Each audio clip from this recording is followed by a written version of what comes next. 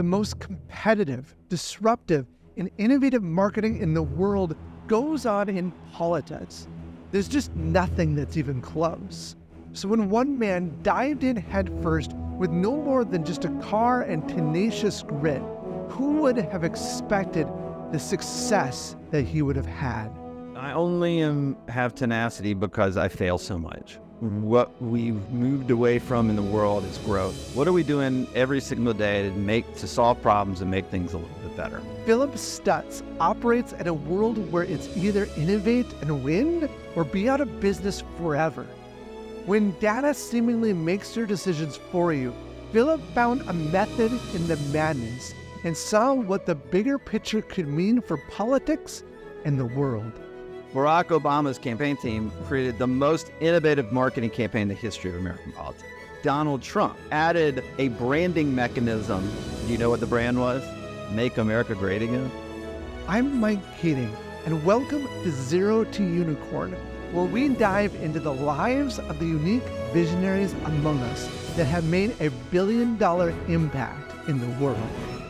Phillip has done some incredible things in his career, including being involved with political campaigns all the way to the presidential level. I started off by asking Phillip to paint me a picture of the political world he's a part of, highlighting his accomplishments he's made along the way. Yeah, I would first of all just say that I owe all of my political work to having attention deficit disorder. And the reason being is that, like, I'm 49 years old, and I'm the first generation of ADD kids. And we didn't have ADHD. We had ADD. That was it. That was what they called it back in the 80s. And they put me on drugs, which I don't take anymore. But they, at the time, because I literally couldn't sit through school. I was failing every subject. I was doing it. And ultimately, as I got older and went to college, which was a horrible experience because I'm a horrible student and I'm a horrible employee. But ultimately, I only could do things I was super interested in, like something that just excited the hell out of me. And I loved two things growing up, and that was sort of political campaigns. I was just fascinated by how people got elected, and college football. That was it. That's all I cared about.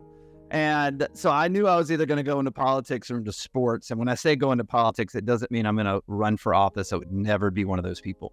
But I decided I wanted to go work and market politicians. And so, I didn't know what that meant. No one in my family worked for a politician, donated to a politician. No one did anything, but this is kind of what I wanted to do. And so when I graduated college, I started working on political campaigns.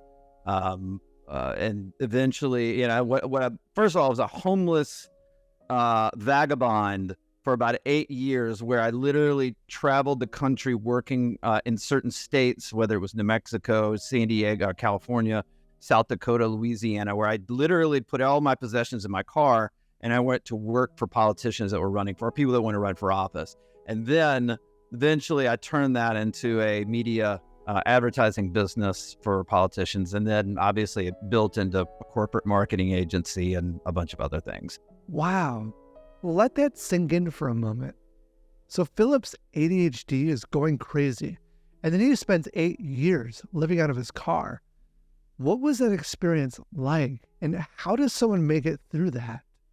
I mean, I worked 7 days a week. I mean, that's how I made it through. I didn't make any money. There's not a lot of money there. Unless you're, unless you're an entrepreneur or a business owner, you have a cap. And in politics, when you work on political campaigns, it's not even a cap. It's a minimum wage. I mean, if you looked at, we always laughed when I was working on campaigns and said, if you actually looked at like the hours versus the hourly rate, it would be like 30 cents an hour, maybe even like 10 cents an hour.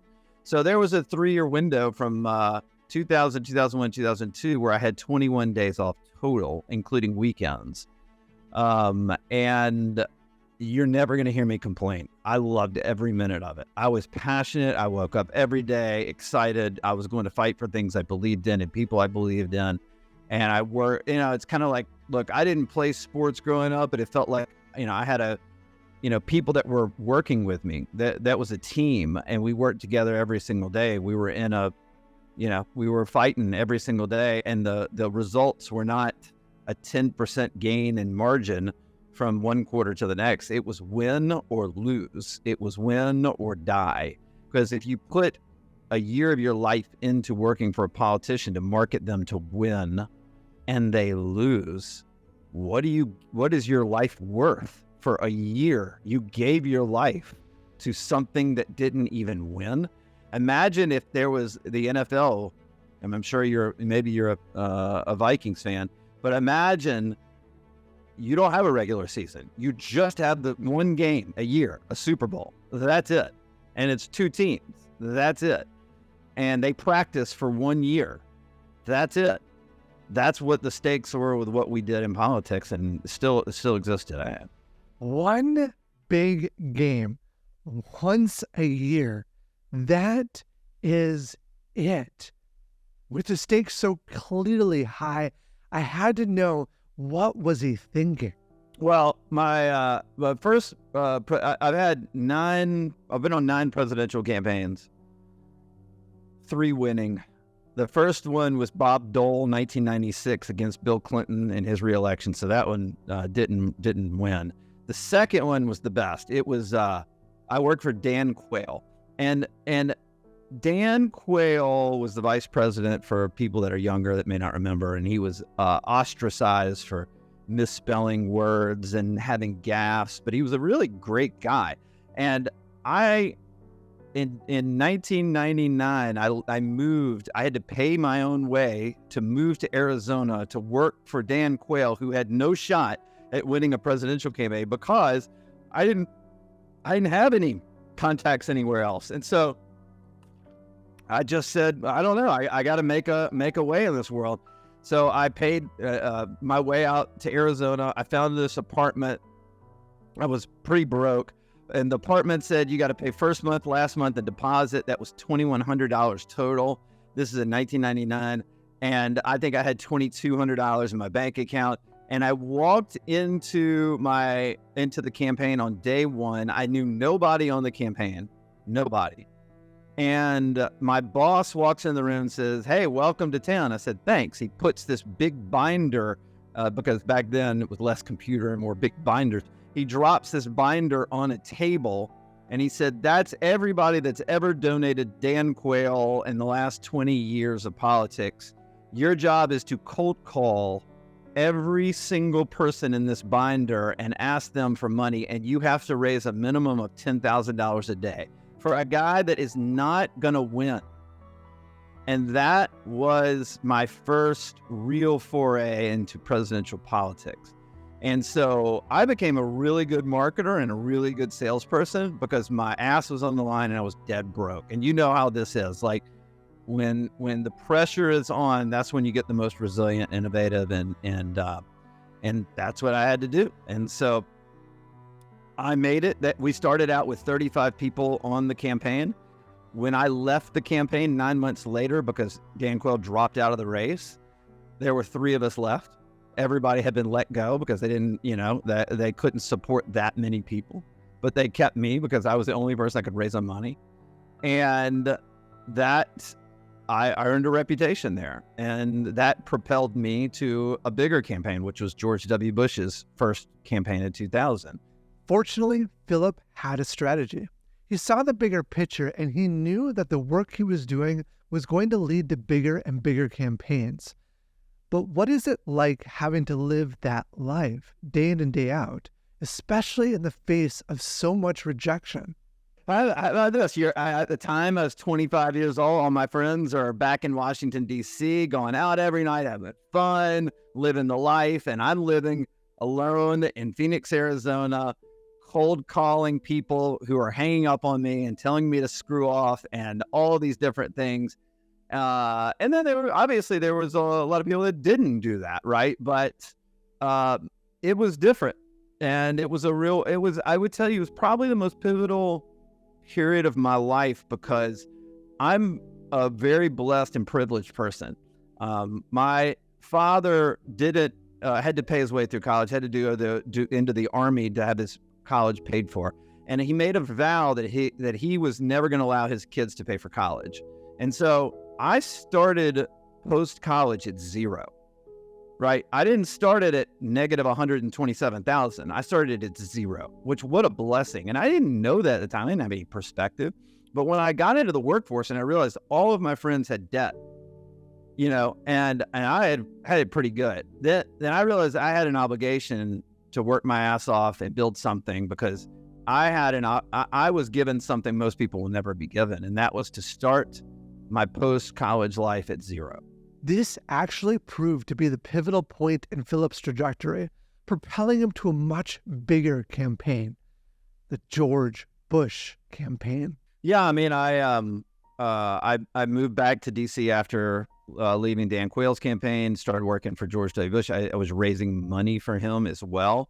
And then about 2 months before the election, the campaign came to me and said, we need help in the state of New Mexico. Would you be willing to move to New Mexico and help us get out the vote, market, the candidate basically to voters on the ground, whether that be through phone calls, door-to-door efforts, sort of the blocking and tackling of politics. And I thought that would be the coolest thing ever. So I said, yes. I moved to Las Cruces, New Mexico. I lived in the Las Cruces Hilton for 2 months. And we started, this is so crazy. It would never happen these days, but there was literally nothing going on in the state of New Mexico for the Bush campaign with 2 months to go in the election. A state that he ended up, I think, losing. We lost that race by I think it was 600 votes out of 300,000 or 600,000 cast, something like that. It was something nuts. It was only a few electoral votes, like 5. And so they put all their resources in states like Florida, which I ended up going and being on that recount team for after that. But I in the 2 months, I had Condoleezza Rice fly in. I spent a day with her, taking her all around New Mexico to meet with voters and market the campaign. There were at least 6 different governors that came in as surrogates that I got to have one-on-one time and spend days with. Al Gore and the guitarist Santana came in and stayed at the hotel we were in and campaigned. And I just got this upfront view of crazy on the ground, guerrilla tactics of marketing through that experience. And it was crazy. And we, again, there was no apparatus when I showed up 2 months ago. Now, I would tell you that the apparatus starts the day after election day or 2 years before. It's insane that there was nothing there. And we lost. And there was a great lesson from that. And what happened was, and this is I talk about this in the book. Again, I'll do a history lesson because most people probably either weren't aware or alive or whatever during this time. But we did not have a sort of a real campaign to get out the vote in 2000. It was thrown together at the last minute, like I just told you. And so the architects of the Bush organization was a guy named Karl Rove. And Karl Rove said, we're never going to do that again. So literally the day after the election, which, by the way, no one remembers, it went to a recount in Florida. It was decided, there, I think 7 million people voted in Florida, and it came down to 200 or 700 votes or something like that. That's what decided the presidency. The Supreme Court ruled you couldn't count any more votes. It was over, and Bush won. And so Karl Rove said, that's never going to happen again. And he designed this thing called this national 72-hour get out the vote plan. And they recruited me to at least go out and test it in 2002. So I went out and helped run a U.S. Senate race out in South Dakota. Again, moved all my stuff, moved to South Dakota, and spent a year out in South Dakota, then spent time in Louisiana on another Senate race, and then moved full-time to Louisiana and ran a governor's race, a guy named Bobby Jindal, who eventually ran for president in 2016. And when the Jindal governor race was over in 2003, they called me up and said, "We want you to be the national get out the vote director, 72-hour director for the campaign, the first one ever that was ever created." And so that's what led to the 2004 presidential campaign. But what was it that Phillip did so differently? The first time he was out there wasn't much structure. What was it that Phillip did that helped separate what he was doing on the campaign trail compared to the other? It was the first campaign, and I implemented this. I didn't come up with this. A guy, Karl Rove, came up and said, everybody on that in the senior White House in 2002 read a book called Moneyball. And it was how to use data and analytics to get better efficiencies and have advantages over your competition. And so they were so enamored with it that they made us all read Moneyball.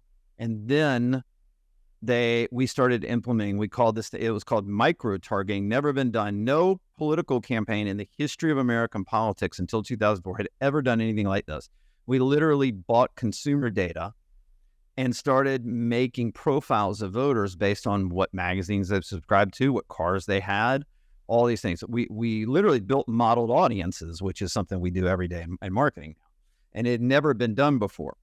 And it was the most innovative political campaign in the history of American politics because at the time that we were running against John Kerry and John Edwards, and they didn't do anything like that. And Bush won re-election. He only won it by one state, the state of Ohio. He won the state of Ohio by 120,000 votes. So had 60,000 votes switched on election day in Ohio, we would have lost. But because we had this micro-targeting data and analytics campaign going on in about 16 states, including Ohio, we won the re-election of presidency. I'm no political analyst, but when you have this incredibly fine-tuned data on voters, it forces me to ask the question, how can that data be used to more effectively win those extra votes? Because everything is how you build relationships. And so if you're going to contact a voter and say, George W. Bush is pro-life, and that voter is pro-choice, you've just turned that voter, you spent money to turn them to your competitor. Think about that in the business world, right? And so are you going to spend your marketing dollars to push your customer or client to your competitor? Because that's what happens if you don't know what the voter cares about. So I am I love the politicians that I've worked for, but I'm completely obsessed with the voter because it's about empathetic marketing. It's about understanding what they care about and then delivering a message on those things. So what we were able to do in 2004 is identify 1, 2, 3 issues we knew they were super, super hot on. Do you think we talked about anything other than those issues from that point forward in our marketing to those specific voters? No. That's all we talked about. And the internet, marketing on the internet really wasn't a thing in 2004. So this was done through phone calls, through door-to-door knocks, and through direct mail. So if you got a direct mail, as glossy mail pieces you get during campaign season, it'd be on the issue we knew that voter was going to vote on. And so that's what we did. And again, I would tell you that was the most innovative marketing campaign in the history of American politics. And that was in 2004 until 2008.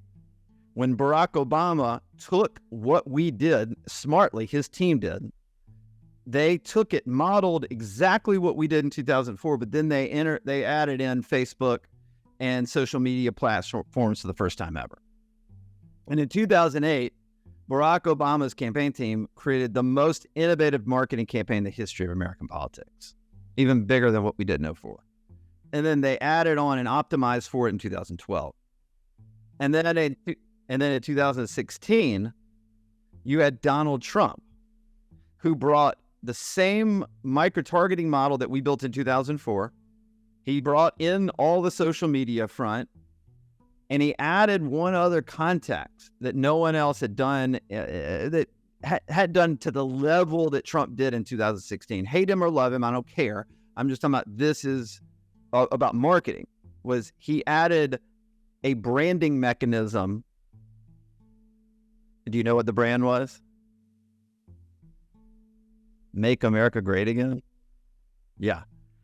And so when you thought of Trump, you saw disruption, make America great again, great branding, great data and micro-targeting, and great use of social media. Those three forces won him that election. And frankly, that's considered the most innovative marketing campaign in the history of American politics. So what we've seen is this massive disruption in our marketplace from 2004 to 2008 to 2016. Now, people ask me about, and I talk about this in the book, but they asked me about Joe Biden. Joe Biden beat Trump, but he didn't out-market. I mean, it wasn't a great marketing campaign. They just hit him in the basement. But why? Because the data said if Trump doesn't have anybody to fight every day, he will just implode him on himself. And that's what the data said. So they said, great, we're going to hide Joe in the basement. And he's not going to be able to engage Trump. And so Trump, ran his campaign, didn't have really anybody to fight with, and the election happened. But that wasn't the most innovative campaign, even though they did all the same things that we've talked about. They followed the data. They initiated the data. And by the way, Trump's team did the same thing. They followed the data. So this is the most competitive, disruptive, innovative marketing in the world goes on in politics. There's just nothing that's even close. And so, having a media firm in the space and representing presidential candidates, Senate candidates, governors, congressmen and women, all these things, I said, man, it feels like businesses could use this. And in the same way, Mike, that you had disrupted the construction industry, in a way that the old cogs are like, how dare he come in and do things different and save people money? How dare you do something like that? That's the same trajectory and path I've done in the marketing world. The old marketing people in the corporate world are like, no. We've been making the same amount of money doing the same things forever and ever, duping and tricking our clients in certain ways.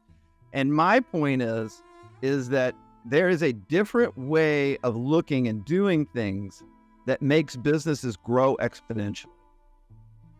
And for me, it comes from the most ruthless industry in the world, where the only outcome is win, or you're out. You're out of a job, you're out of business, you're out.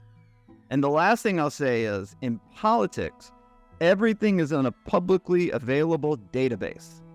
So everybody that I'm competing with to get a client in politics, so other Republican media firms or whatever, they all know if I win or lose. When they go pitch the next candidate against me, are they going to use my losses against me?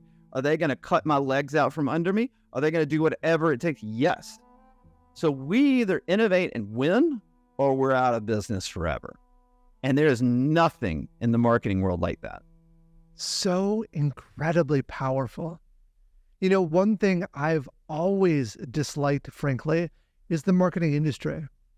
Often it feels like so many people in that space are there just to take your money, but they don't necessarily provide real value or insight. It frustrates me to the point that I kind of have closed down for a while to even talk to marketing companies. But there's a huge difference between the average person trying to just do Google ads and someone like Phillip, who truly understands the depths of psychology necessary to really drive marketing home. So I quizzed Phillip. In the new AI world, is there a place for the human component, or does AI have our days numbered? Yeah, everybody, the great buzzword, and by the way, every marketer says AI right now. Oh, we're AI, we do AI, right, whatever, right? But my point is that every ad you see from a $50 million company right now or above, or a Fortune 200 company, I'm talking about if you're streaming TV, or you're watching a digital ad about like Facebook runs an ad on, and you see it. They didn't have a marketing firm write the copy. They had an AI write the copy. And so why is because the AI has aggregated everything that's ever been converted, bought, sold on the internet all the way until about 5 minutes ago. And so what happens in the marketing world, this is what we do. We invested 4 years ago in all this AI stuff, way before it was hot and excited. And what we found was we helped write copy for a client on their ads. We put it into the AI. The AI kicks back and edits the thing out and says, don't use this word, use this word, because that word will convert more than the one you wrote. If you are doing that as a business owner, you're literally, just like I talked about earlier, you're making ads that send people to your competitor. And so we, work to understand what our job is. I always say this, I'm in the risk elimination business. My job is to eliminate risk. That's how you grow in marketing a lot of times. Because if I can eliminate all the risk, then all you have left is the upside to grow. And so whether it's doing massive data reports and overlays on your customer or client list, or building on an audience, understanding how they think and feel, what their values are in life, and then delivering those messages, and then creating that content that's run through an AI and is tweaked so that maybe instead of converting 50 leads or 1,000 leads, you convert 1,500 leads, right? It's so many micro changes and decisions that are going in. And what happens is, again, 99% of business owners, they want to focus on their business. I don't want to market. Like they understand they think it's a necessary evil. Darren Hardy says, all successful businesses know that 90% of success is their marketing. And so that's the key. Right? So they go, I don't want to deal with this. I just want to run my construction company, build things and innovate in construction. And that's what I want to do. And I got this marketing thing over here. Here's $5,000 a month. Go help me. And then those people don't know what they're doing. They screw it all up. Or maybe they do know what they're doing, but you don't understand as the business owner that you're not going to spend $100 and get $1,000 in return. It doesn't work like that. There's not one company in America that has blown up that didn't lose money on marketing before they made money on marketing. If you don't know the lifetime value of your customer like that, and we worked with a huge apparel company, and they made the mistake. They were getting $92 on lifetime value of a customer, and we got it to $192. But because on their campaign, they spent $10,000, and they said, we want 100. I think I wrote about this, but they said, we want $100,000 return on our $10,000 ad spend. And I said, okay, where did that come from? And they said, we wrote it in a spreadsheet.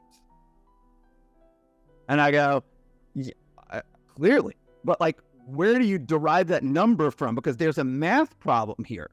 The math problem is, how much does it cost to get a customer or a client?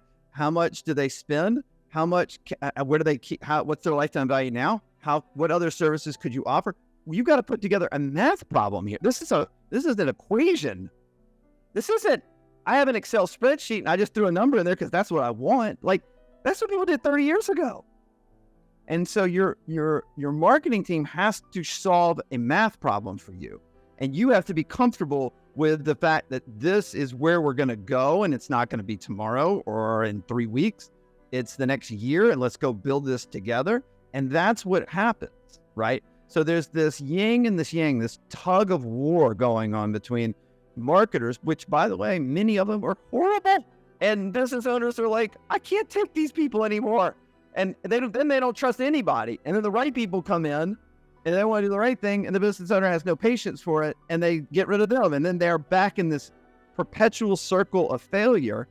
And so what I'm trying to do is obviously just utilize an innovative strategy of how we run political campaigns and win for candidates, and apply that into businesses, because there is no other marketing company in the world that runs the kind of marketing campaigns that we run. None. And every client we worked with that has been committed to our process has grown their bottom line. Every single one. And there have been a lot of businesses that have come into our funnel and quit halfway because they don't have the patience to do this the right way. That's their prerogative, but that's the difference between being committed and being interested. That's the difference between being committed and interested. And that's a very powerful differentiator worth remembering.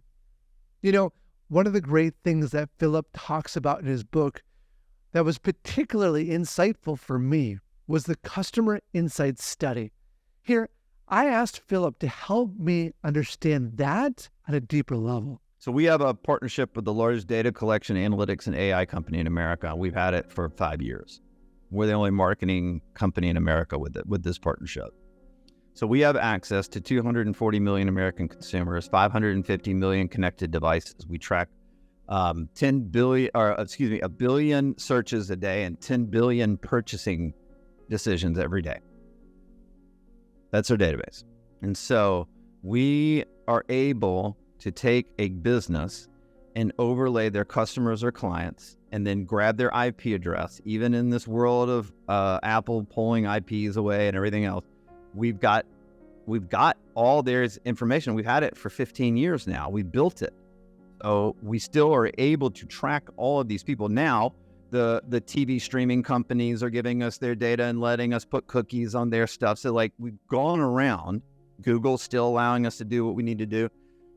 And then we can tell a business owner everything they've ever wanted to know about their customer, from the social media platforms they're on in a chronological order and how much they use them. So wouldn't that be interesting? Because we've got a lot of clients that spend a lot of money on certain social media platforms, and they're not being seen by their customers because their customers aren't going to those platforms. I'll give you an example.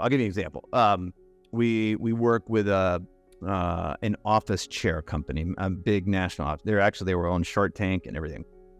And they came to us and they said, we got to double the company in the next 2 years. So what do we need to do? What do we need to know about our customer? And I said, well, how much are you spending money? What are you spending most of your marketing dollars on right now? And they said, Facebook. And I said, how much? And they said, 85% of our ad dollars are Facebook. And I said, why? And they said, because we hired a Facebook marketing agency. And I said, okay, well, that makes a lot of sense, but why? How do you know your customers are there? And they're like, well, we don't. They just told us to spend money there. And I said, well, let's go look. So we overlaid all their customers online. We tracked them for about a month. We can actually, when we track them, we track their movements and their current movements, but we're actually able to go back 90, 120 days to their movements over that period of time too. And we produce a 75-page report that tells you their top 3 values in life of their customer, the social platforms they're on a chronological order, the magazines they read, the digital publications they read, the specific shows they watch on streaming, on and on and on. I mean, I can go on for days. This report would blow your mind if you saw it. Okay. So we found something really interesting. Facebook was the 4th best performing social media platform for their customers.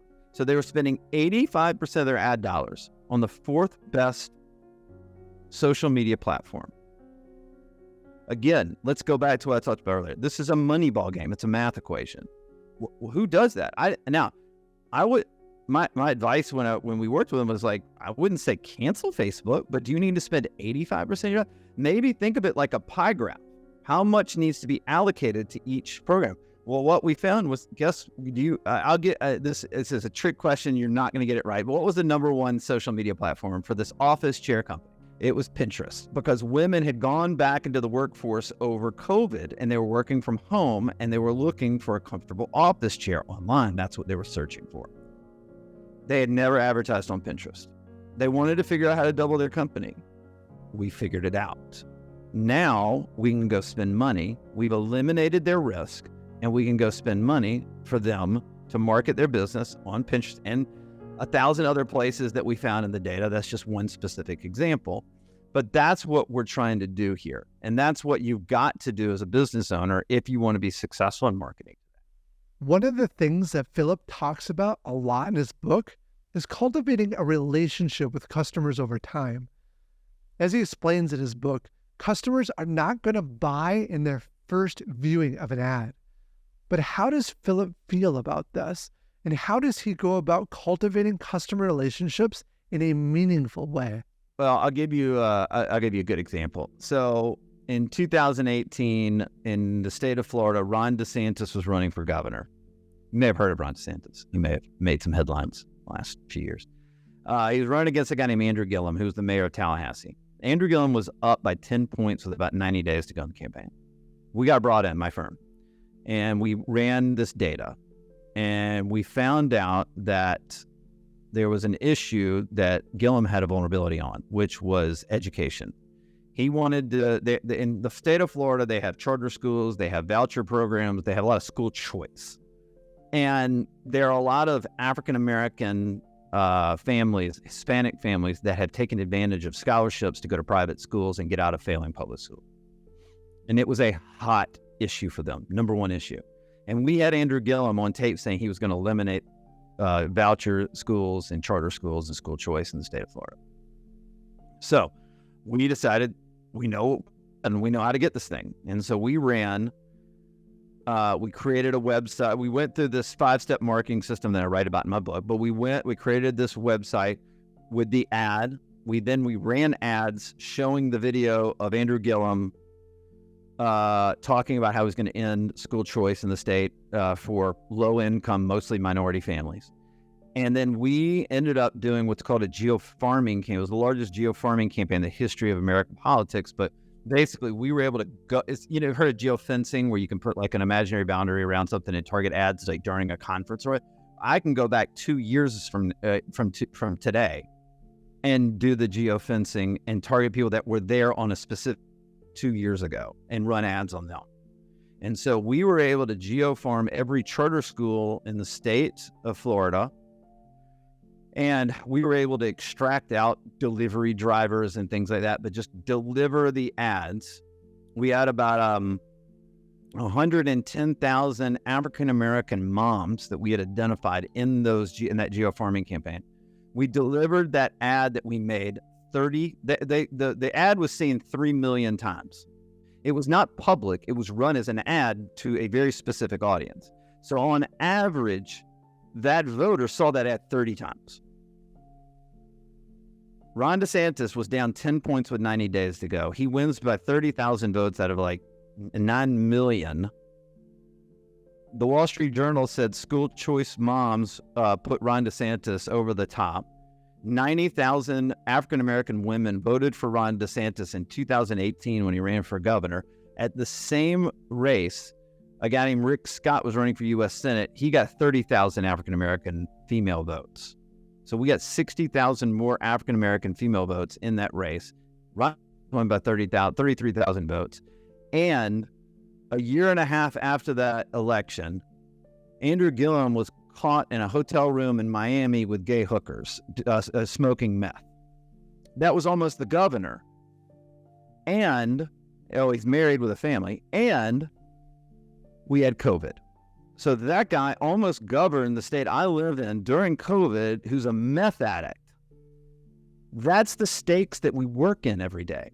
So that's how we utilize that data to be effective and to make a difference and change what we're doing. And so now we do that same thing for businesses, because there's a lot on the line for entrepreneurs right now. The world is very disruptive. It is the most disruptive moment in human history, if you really think about it. And you have a chance to get this right, or you're going to be out of business in the next 5 to 10 years if you don't follow this certain track, whether it's in your business or in your marketing. And I'm just in the marketing sphere, so I'm an advocate on that side. That's truly incredible. Phillip pulled a rabbit from a hat. Of course, he did it in the most data-savvy way possible in modern American politics. But this goes to show the difference between an average person's approach to a problem and a visionary's approach to the same dilemma. Now, I want to take a step back to the 2004 campaign with Bush. I wanted Phillip to expand on what was going on during that time and what were some of the bigger challenges he faced. Scandals. Because scandals can take a one-issue voter and change them immediately, right? So, what I mean by that, in 2000, George W. Bush was winning by about 3 or 4 points going into the final 72 hours of the election. And then a story came out that he had a DUI in the 1970s, and he had been arrested. And it had been sort of swept under the rug.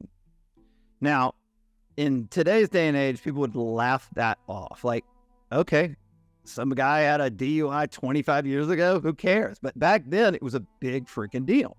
Big. George Bush was winning by 3 to 4 points with 3 days to go in the election. He lost the popular vote in 2000 to Al Gore. And we were up, I think, 3 or 4 points in Florida, and he won, by 700 votes in Florida. So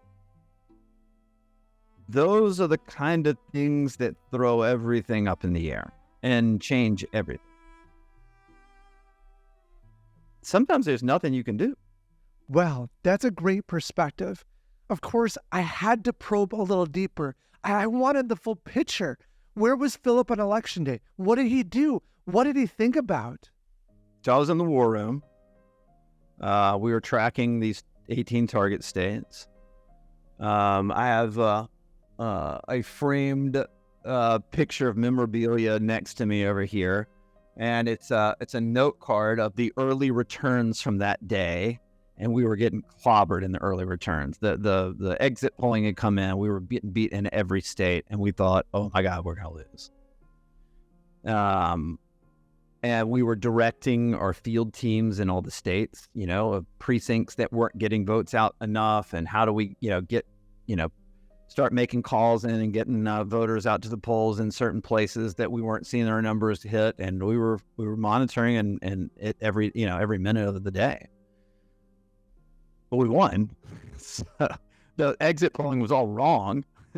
But it was stressful. And I mean, yeah, I didn't sleep for, I don't know, 36, 48 hours. Like, we were just we were literally in a conference room for 36, 48 hours. Didn't leave except to go pee. I mean, it was late at night. I think it was like 11 or 12. And, the state, everything came down to the state of Ohio. I talked about this earlier. And when it fell and it was called, Bush won, it was over. And it was a pretty amazing moment. For me, that night was really special because I had worked for a guy named John Thune in South Dakota. He won his U.S. Senate race that night. Bobby Jindal, who I'd worked with on his governor's race, had run for Congress in 2004, and he won his congressional seat that night. And then George W. Bush won his reelection. And so for me, it's probably the best night I've ever had professionally, because all the people I've ever worked for were now in office. And, you feel like you helped lay a foundation for a lot of that, or a huge part of that. I mean, think about where life started for Phillip. This kid with ADHD to now living this extraordinary life. When Phillip thinks about the impact he has had within the political spectrum, I asked him to look back and give us his insight into this trajectory. And more importantly, I asked him to share some of the bigger lessons he has learned on his incredible journey. Service to others and growth. I think what we've moved away from in the world is growth. And what I mean by that is not 10x or whatever it is, but like, what are we doing every single day to solve problems and make things a little bit better? I'm a miserable person if I'm not growing. And so whether that's, in my marriage as a dad, whether it's in my business, whether it's just in the stuff I like to do outside of work, it's not goal oriented. A lot of it's goal oriented, but I mean, it's not about that. It's about having something to aim for, look forward to, and give you purpose every single day. As you can probably tell in this interview, Mike, I am purpose driven, but I think the purpose comes from growth. That I want to grow. I don't want to stay stagnant. The thought of me, sitting around watching TV makes me want to throw up. Like I watch shows with my wife at night, but I'm talking about like on a weekend, like watching golf all day or something like that. No, like I can't do that. I have to be working towards the things that I really am passionate about. And that, as an ADD kid, that gives me juice every day. So I think it's purpose, but I think purpose is through growth. And through that growth, you learn to serve other people. You learn to give more than you take. You learn so many other lessons. And I just think it's sort of, it's a North Star for me. One of the big themes we're talking about this season is tenacity. And Phillip certainly exudes that. You can hear that passion and energy just from listening. But what does tenacity mean to Phillip? And how has that played out in his own life? I only have tenacity because I fail so much.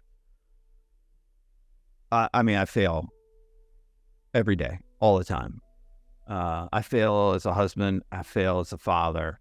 They're not like massive failures, but they're screw ups.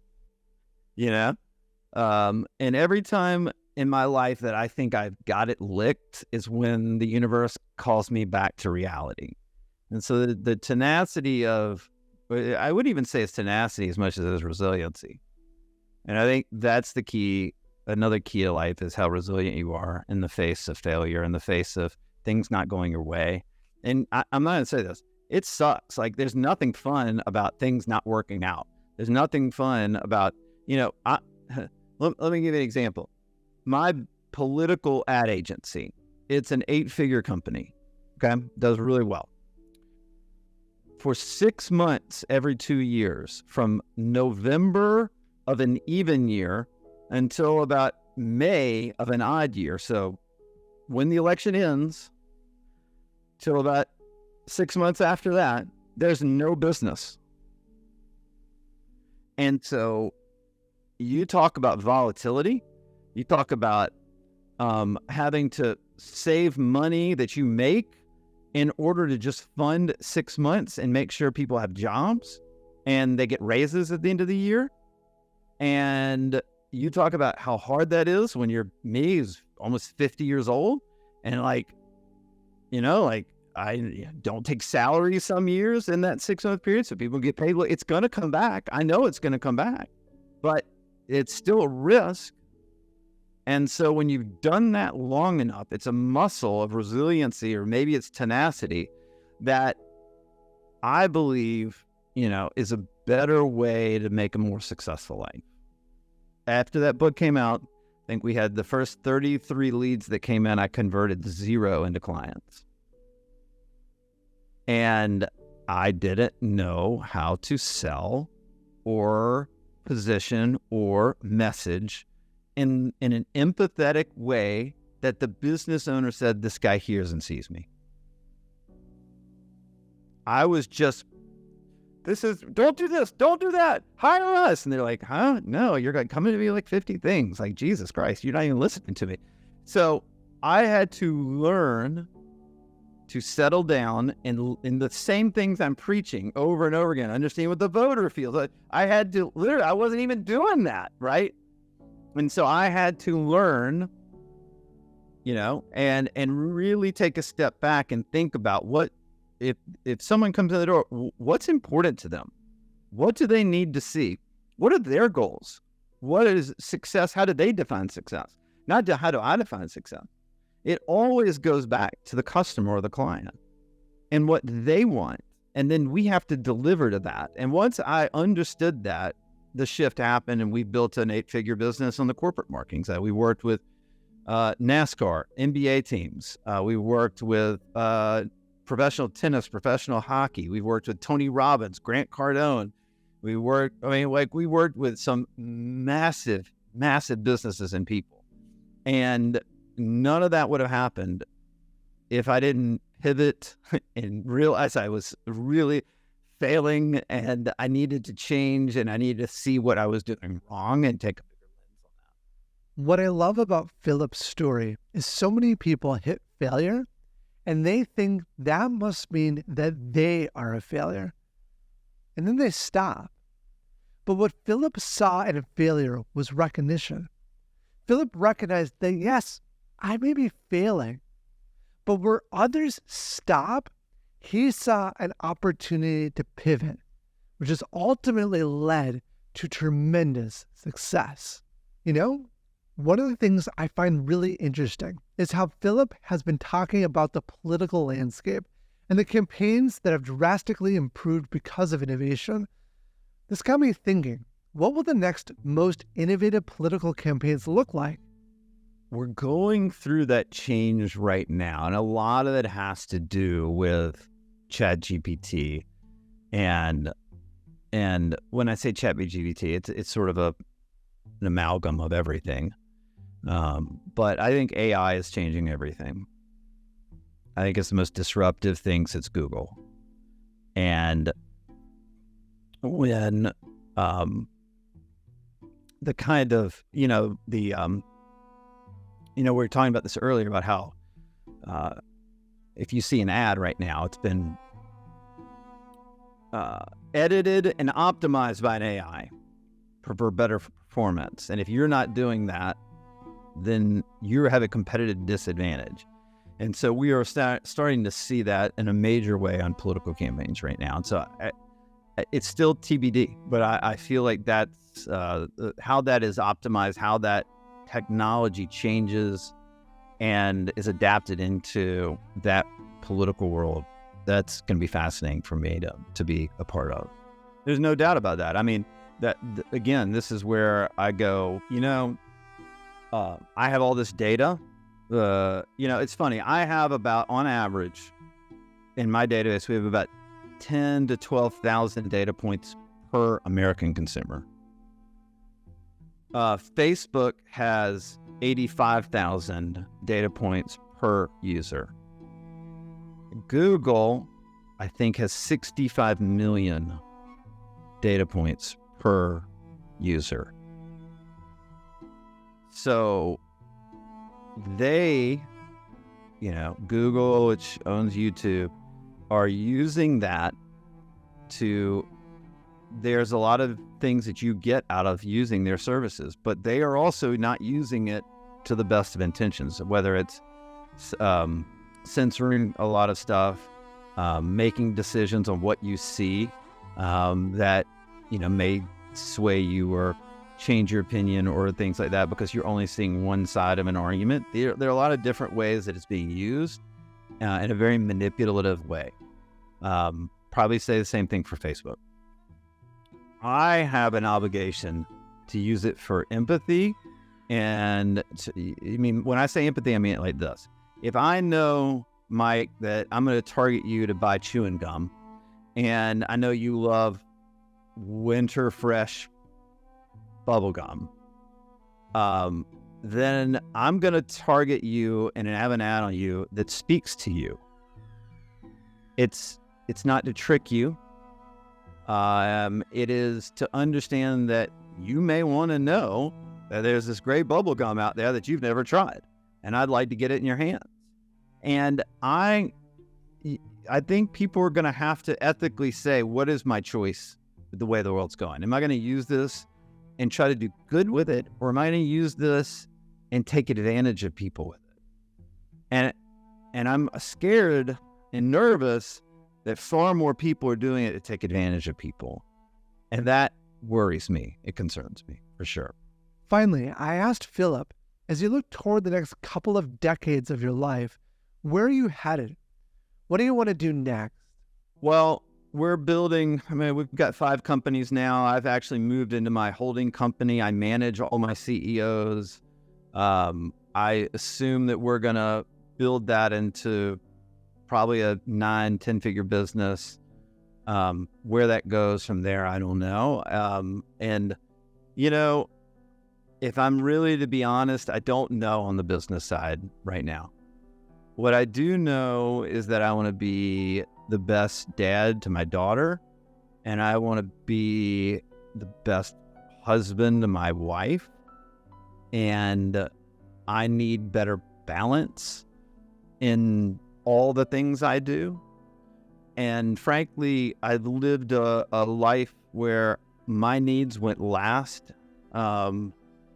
And I never did anything for myself for 48 years. And so over the last year, I've started trying to understand what do I want out of life? And I'm still seeking that and figuring that out. Phillip doesn't talk the talk of a visionary. Instead, he walks tall. He found the meaning hidden in the data and implemented it to the nth degree. Again, with the same level of tenacity and passion I'm repeatedly finding in our visionary guests. Phillip took the road less traveled in service of the greater good, and now paved new ways in how both politics and now businesses understand their audiences. I didn't realize how much Phillip's work touched upon aspects of my own work, but now I know. Thank you for listening. Keep following us on your favorite podcast app. If you'd like to recommend us to a friend, we'd like that too.